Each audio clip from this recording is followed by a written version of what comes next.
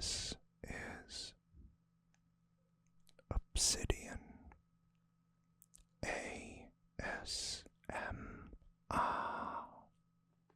Don't forget to like, subscribe, and hit the notification bell for future videos.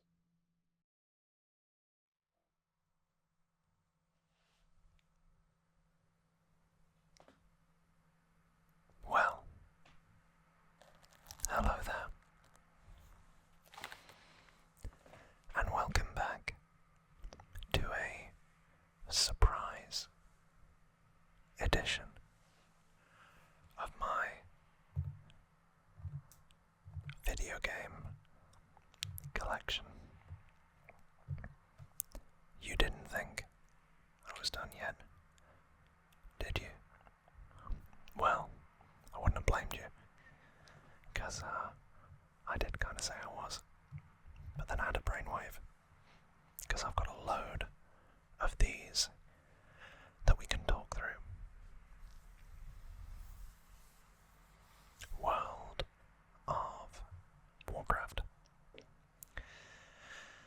A game that has been with me in my life on and off since 2007 with the release of the Burning Crusade.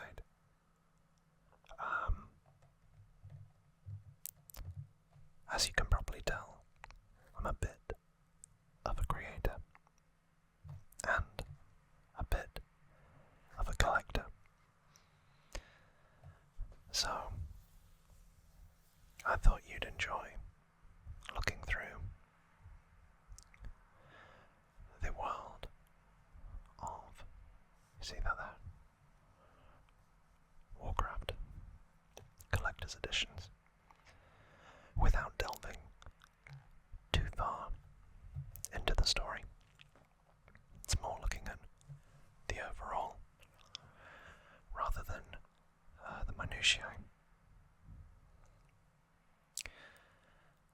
This was a seismic event in video gaming. Nobody had managed to pull off a MMORPG the way that World of Warcraft did, which is quite phenomenal when you think back. Originally released in 2005, I'm tempted to say, it's either 4 or 5. The game is still going strong to this day, and in fact, they've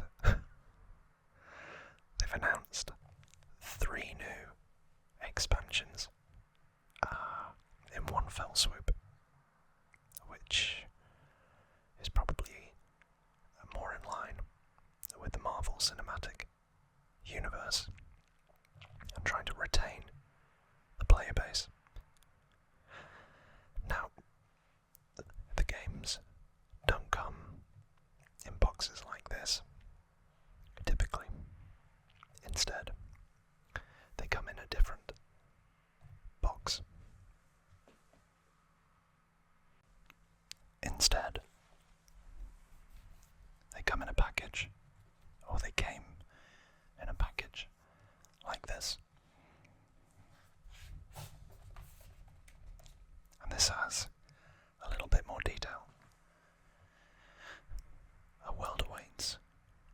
Descend into the world of Warcraft and join thousands of mighty heroes in an online world of myth, magic, and limitless adventure. Jagged, snowy peaks, mountain fortresses, harsh winding canyons, zeppelins flying over smouldering battlefields, epic sieges, an infinity of experiences await. So, what are you waiting for? The game was set in the world of Azeroth, and based after the events of Warcraft 3, Reign of Chaos, and the Frozen Throne expansion pack. those games were real-time strategies, which is another series of titles that I typically enjoy. But this was completely different.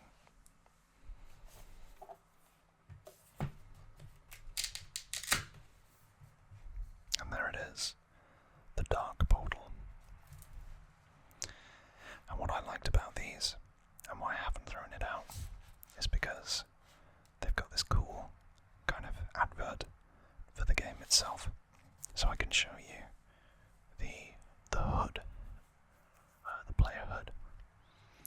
So you'd have all your spells down the bottom here on your taskbar. This is the view, and you've got all these little menus as well as item bags and an experience bar. Your health and your character specific metric or power. So like in this instance, it's rage, but it could be mana or other things. Rapier. And this is your character spreadsheet. So this is Hammerfall, the dwarf, warrior, who is guild master of Legions of Valor. And the great thing about this is you would interact with other player characters and take down mighty foes, and you'd also get a minimap. The game introduced the concept of no punishment deaths, because typically in other MMORPGs, every time you die, you would lose your items or your experience, or sometimes your character would just be permanently dead. But the appeal of World of Warcraft was that it allowed you to learn with few consequences to begin with, but that learning curve became very steep when it came to endgame content, something that is often hotly debated in the fanbase. But this is just the standard packaging. You're not here for that. You're here for the collector's edition.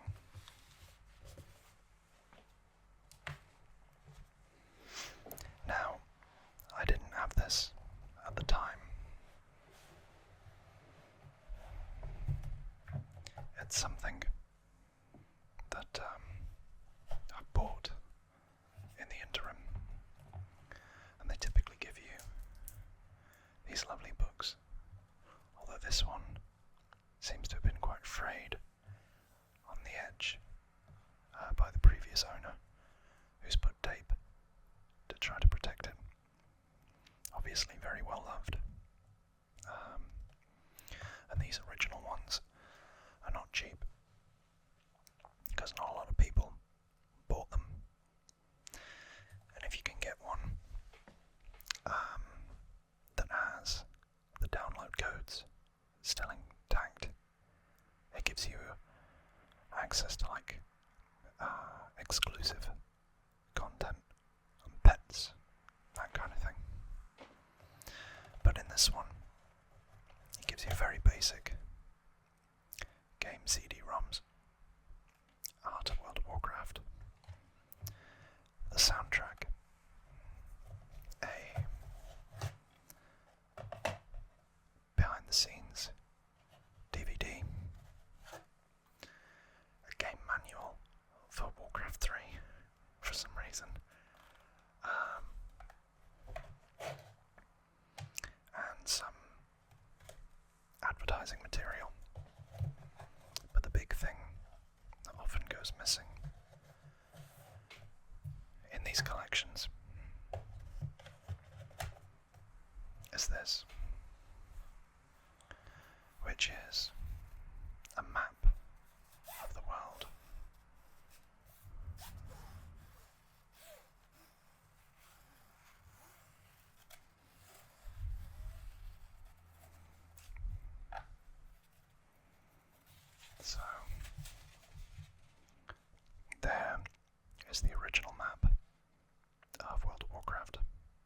Azeroth, with Kalimdor and the Eastern Kingdoms. And you'll probably know that Kalimdor is more closely associated with the Horde faction, whereas the Eastern Kingdoms is more typically associated, or at least at this time, with the Alliance, apart from a couple of changes. So, for instance, Teldrassil and Darnassus, and the Undercity in Tirisfal Glades. Otherwise, they're strongholds for both factions.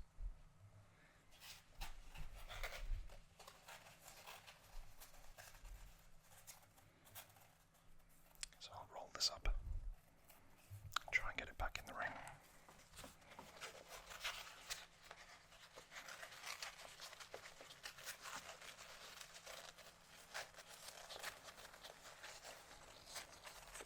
It's a nice cloth, but it's quite scratchy. And that's just about going to go. And then these books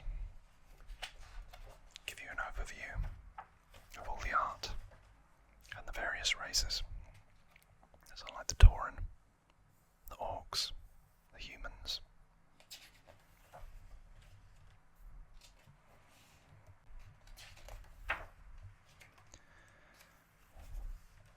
etc. You can also get female versions of the characters. An old Scarface. Humans. So a human mage. Or a paladin. That kind of stuff. The very popular night elves of Elune. And the female concept. Or the dwarves of Dunmorrow. The undead, freed from the Scourge, the trolls, ancestors to the night elves, another elven species, I think. Tauren, cow people.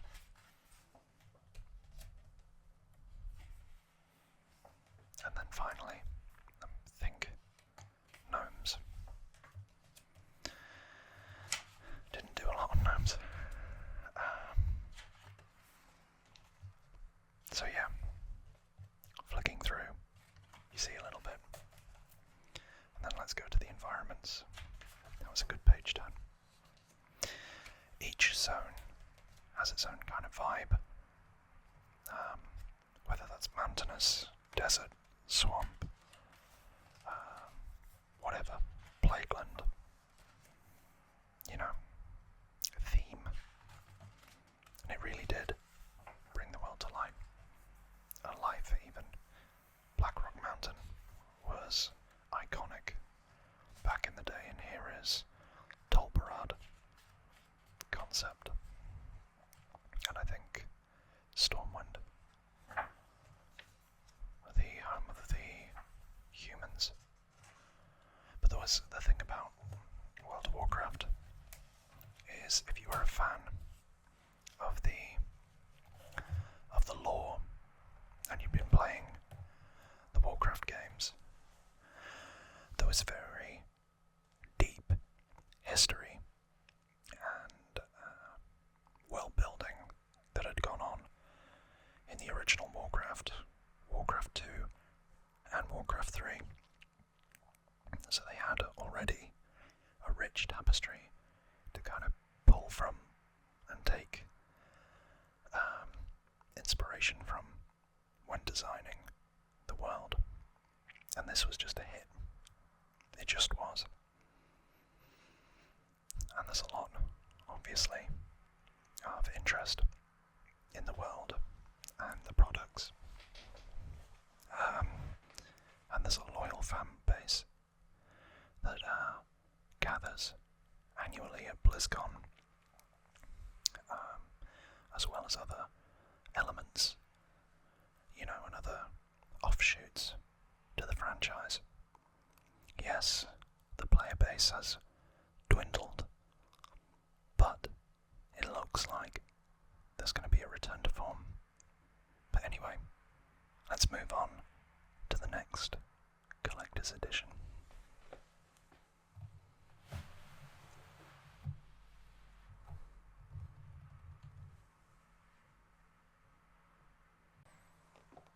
So, when I joined Azeroth, it was due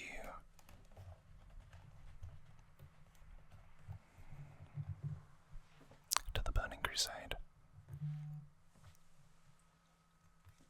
which looked awesome, and at the time, everybody was talking about World of Warcraft. It was like the game, partly because the Burning Crusade was bringing back a character known as Illidan Stormrage. And again, to compare,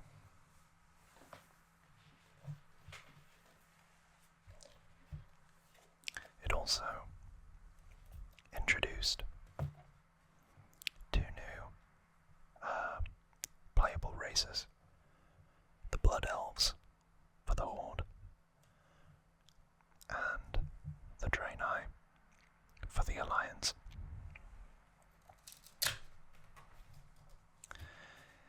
And in fact, it was time for us to step through the Dark Portal and into Outland. There he is.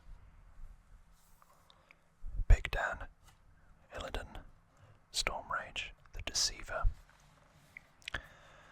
And the aim was to go to Outland and stop the plans of the Burning Legion, an outerworldly army intent on invading Azeroth again and bringing about its destruction. And I remember this so vividly, because you start out in Hellfire Peninsula, and then you move across into the Zangarmarsh, and then you can either go down into Nagrand and Terakar Forest, or up into Blade's Edge Mountains and the Netherstorm to confront Kael'thas, Sunstrider. And then the final area is Shadowmoon Valley, where you face off against Illidan. But again, this box art, I love it. And to read the back,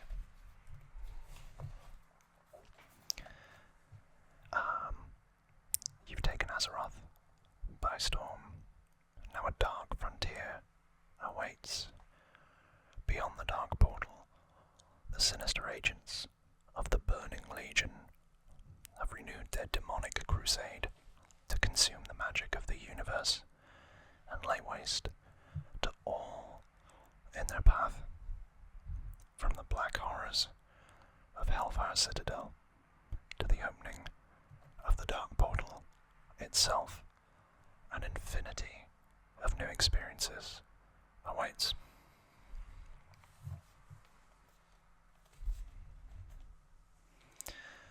I'll openly say that this is still my second favourite expansion that they've ever done, probably because of the nostalgia. But it introduced my favourite race, one that I, frankly, exclusively play.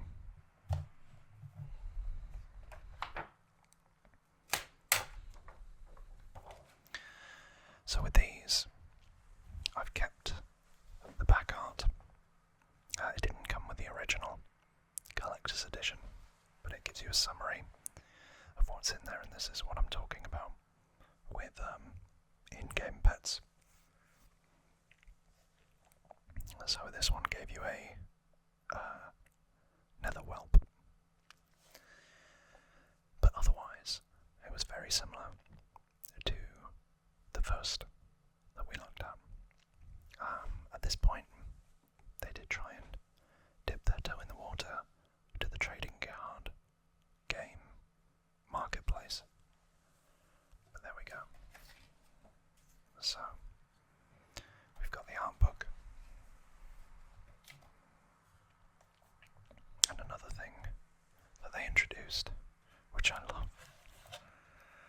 is mouse mats.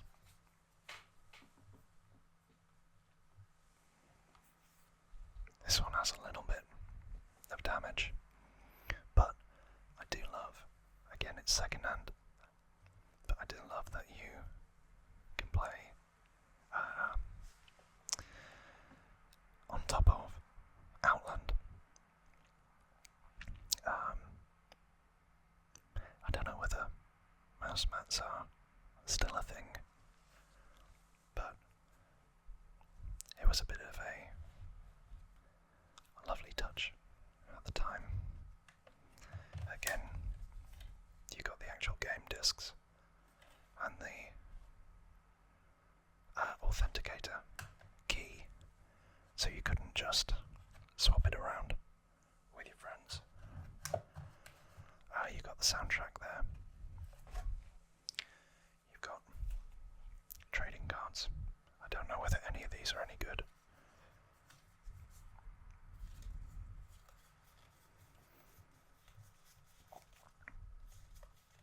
I mean, they're cool.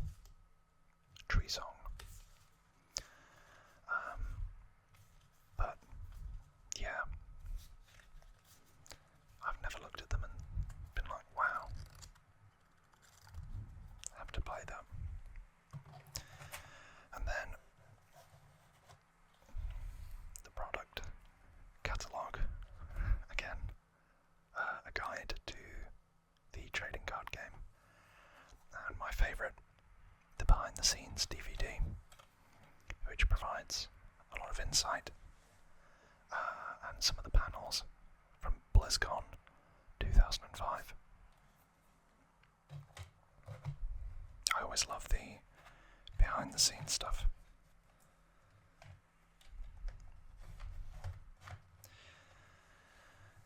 So if we open this up again, there they are, the majestic blood elves and the space goats. Literally, they are space goats. The blood elves used to be the high elves, but effectively they got corrupted because of their dependence on magic. And their Sunwell was the source of their magic, quite like with the Night Elves. They had the Moonwell, but their prince, Kael'thas, Sunstrider, was working with the Burning Legion and ended up using the Sunwell to try to summon Kil'jaeden into the world, who is actually a Draenei, or a Draenei, and was one of the three prophets, along with Velen, who is this gentleman right here. The Draenei are much more spiritual and always concerned with the light, following the light. They really brought kind of like paladins. Ooh, yes. Setting up the next expansion, they brought Naxxramas as a playable raid into I think the endgame of the Burning Crusade. And this would be familiar to players of the Warcraft 3 game, because that is the Necromancer, Kel'Thuzad.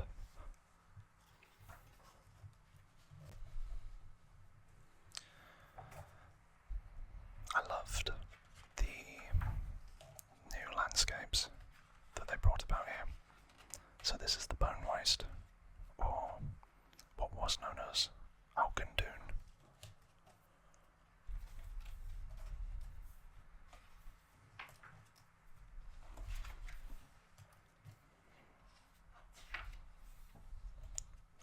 The Draenei absolutely love these kind of like pink crystals.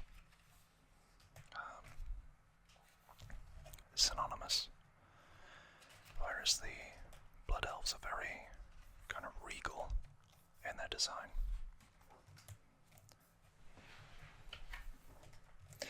Again, if you're familiar with the lore, I could go into some more specifics. This is the homeland of the Blood Elves in the north of the Eastern Kingdoms, called Kel'Thalas. It was very, very beautiful to play through. And here's the fell-scarred environment of Shadowmoon Valley, where the infamous Orc Necromancer, I think, or Warlock, let's say Warlock, Gul'dan, resided and ushered in the first invasion of Azeroth and warped the landscapes. This was a golden age for World of Warcraft, and a lot of fans have been calling out successfully for a revisitation of the Burning Crusade era, which was successful and ended in the release of Burning Crusade Classic for a couple of years. It's a bit sad though that they didn't keep that live for people that wanted to just continue playing the Burning Crusade. But we'll get onto that in just a moment. So, this, pardon me,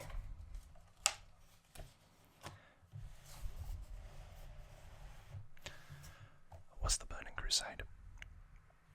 Let's move on to the next one.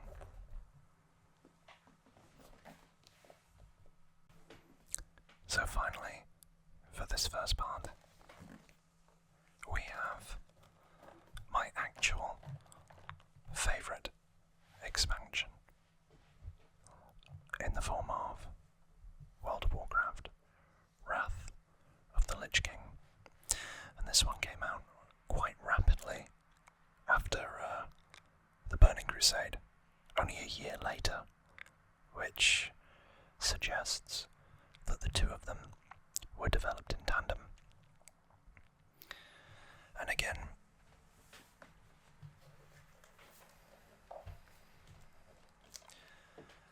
this is the original box art with the Lich King, Arthas Menethil, front and centre. I don't think it's a coincidence that these two were released in such quick succession. The Warcraft 3 expansion, The Frozen Throne, was one of the most widely loved stories in the game, and that focused between the power struggle of Illidan and Arthas, with Arthas ultimately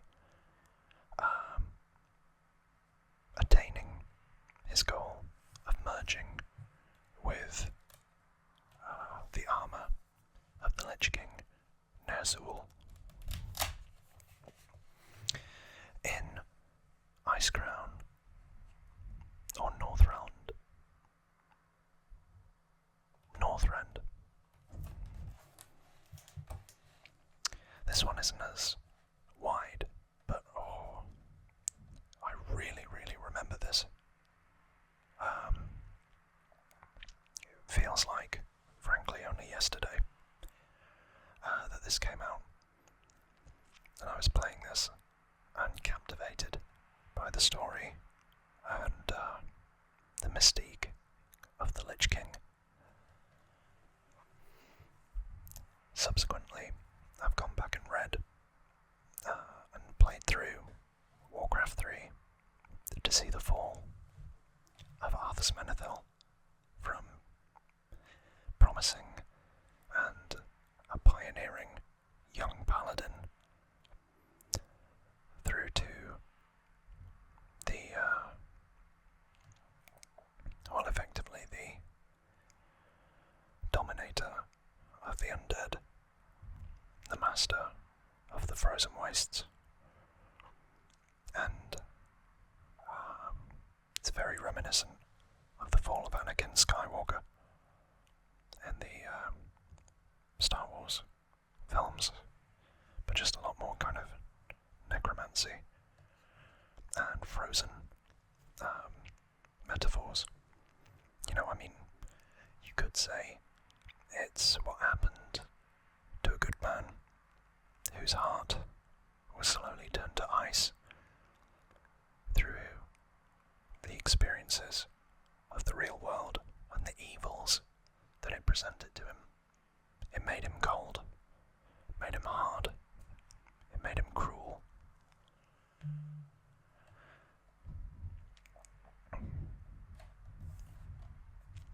But this was genuinely the peak of the franchise, in my opinion. The Lich King awaits. You've turned the tide against the demonic evils of Outland.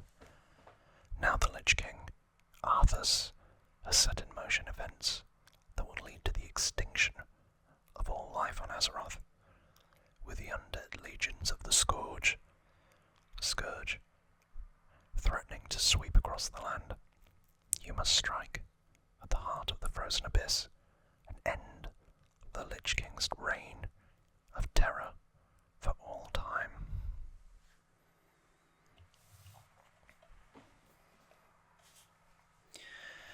I remember this being more cinematic, and having the first proper cutscene in the game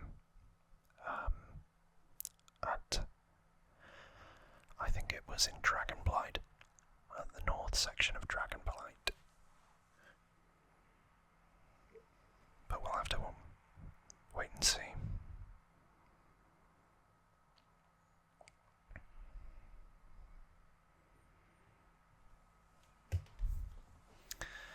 So, again, absolutely adore this.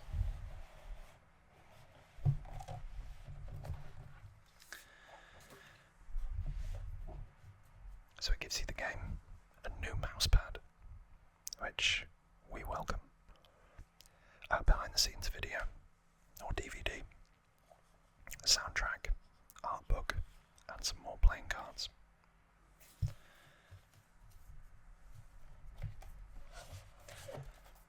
They upped the standard of the artwork book. I have to say, it looks a lot more polished. And there it is. A crisp Wrath of the Lich King mousepad.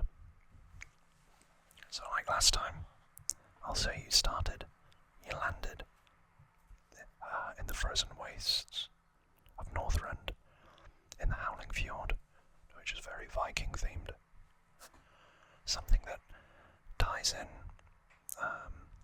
and that's the Vrykul, with a lot of the more mythological aspects of Azeroth and its history. And then after you've dealt with the Vrykul there, you move into the Grizzly Hills that I can't really remember much of. Then Zul'Drag, if you wanted to head further. But then you typically the Seat of the Aspects, and Alexstrasza. That gate there into Icecrown is where the cinematic happens. Wintergrasp was more of like a battlefield rather than a levelling area, so most people go help the Tuskar out in the Borean Tundra and Sholazar Basin. And then the end game content is more Storm Peaks with Ulduar. Massive raid. Iconic raid as well. Before the final assault against Arthas and his legions of the undead in Icecrown and Icecrown Citadel. The other thing I remember is the Eye of the Storm dungeon, I think it was, where you had to do it like 3 times to unlock all the various Dragon Riders, but at this point I don't think they'd added achievements to the game. And also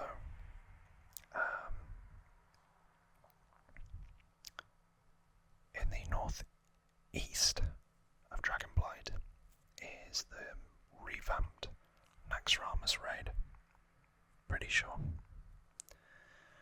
The only other thing I'll mention now is, I think, in Zuldrak you meet the Zandalari trolls for the first time, but more about them in a future episode. So we got the trading cards again, and a card game manual. We've got the soundtrack. We haven't. Oh no, we have.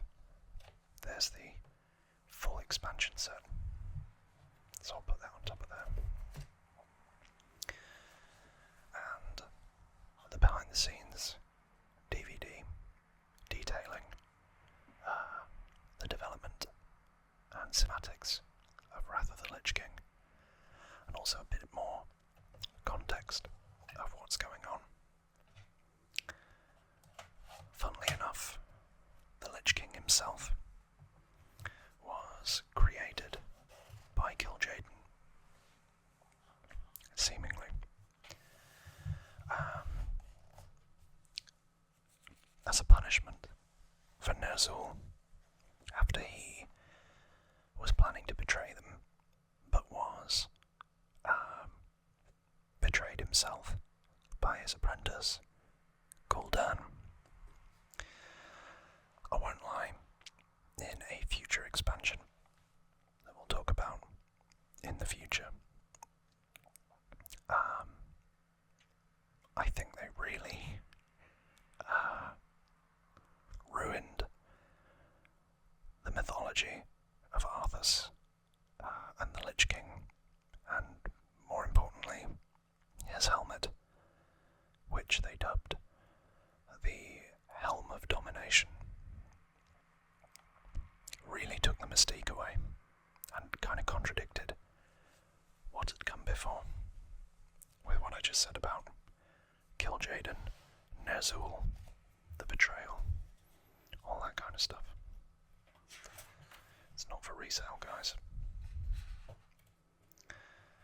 I remember playing this a lot with my best friend, and at the time,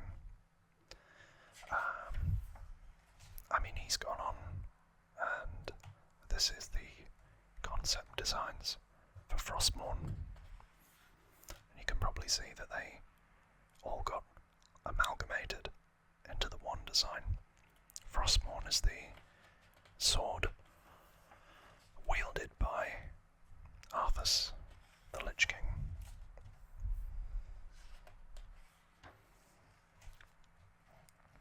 And there's the graphic from Warcraft 3, The Frozen Throne.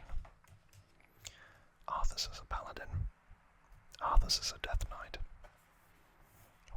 was driven mad, obviously. A new playable class that all races could utilize, and this is him trapped in the ice, merging and gaining his strength with Nazul. There's Frostmourne. Beautiful blade.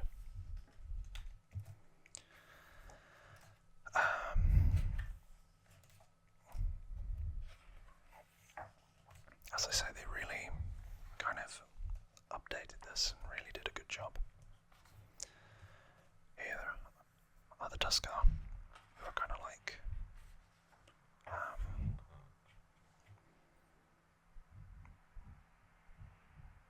yeah, I'm having a mind blank. Tusks, they're like seals. That's what I was trying to think of. Dragonblight and the Seat of the Aspects. And again, we revisit that in a later expansion, build on that. And I think a lot of what you can see and what is set up in Wrath of the Lich King effectively gets played out throughout the next God knows how many expansion packs. Additionally, these are the Nerubians, so spider people, commonly found in the Grizzly Hills and Naxxramas.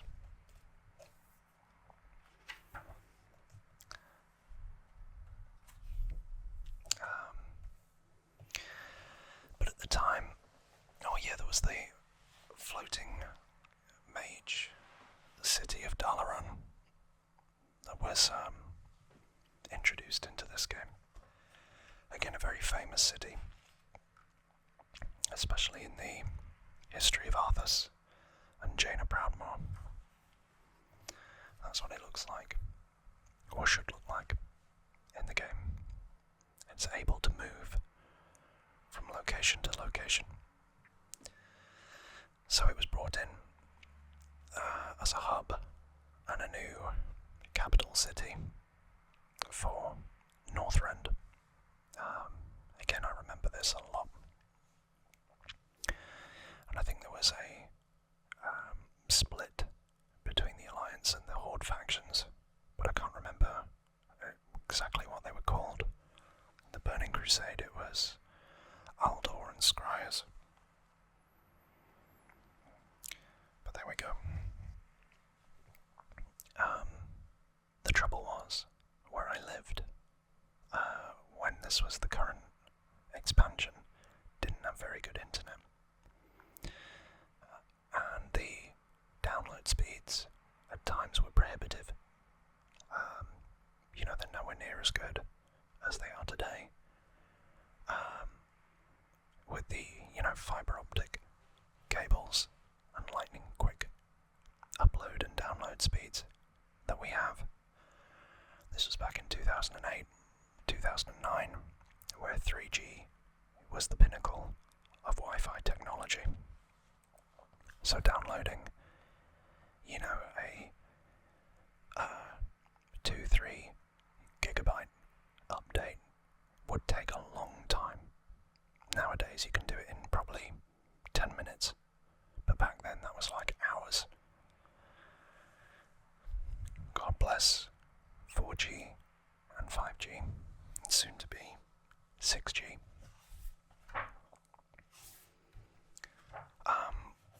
If you haven't looked into this expansion, I would say go play Wrath of the Lich King Classic. Here's Ulduar. But they've recently, or they're just about to, change that over to the next expansion. Here's Icecrown, the Citadel. Very ominous, very gothic. And this is what I mean about they're effectively redoing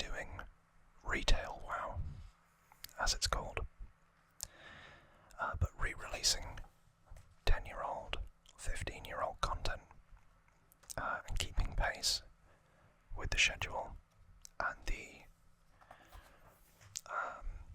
game improvements as they were introduced back then, and people were very happy about the Burning Crusade and Wrath of the Lich King.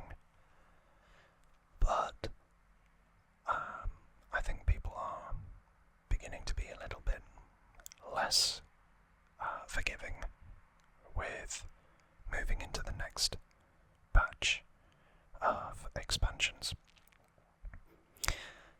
It is good to note that they are keeping just Classic WoW servers and Hardcore Classic as well.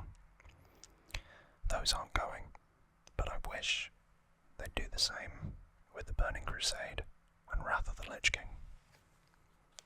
I guess it's a cost-benefit analysis of keeping those servers running, but I imagine the cost has diminished and diminished and diminished.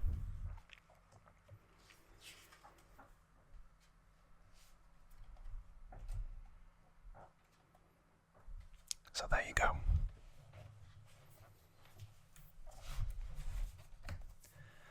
I told you, keep your eyes peeled. We'll see what we can do.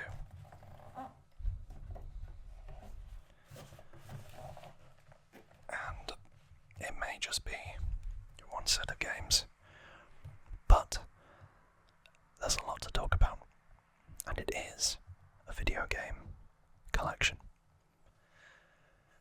So, thank you all so much for choosing to spend your time with me. I greatly appreciate all your comments, your likes, and I feel blessed when you choose to subscribe and join the 788 other people that like my content and my whispering, and hopefully love to fall asleep, or at least relax to it. That's why we do what we do.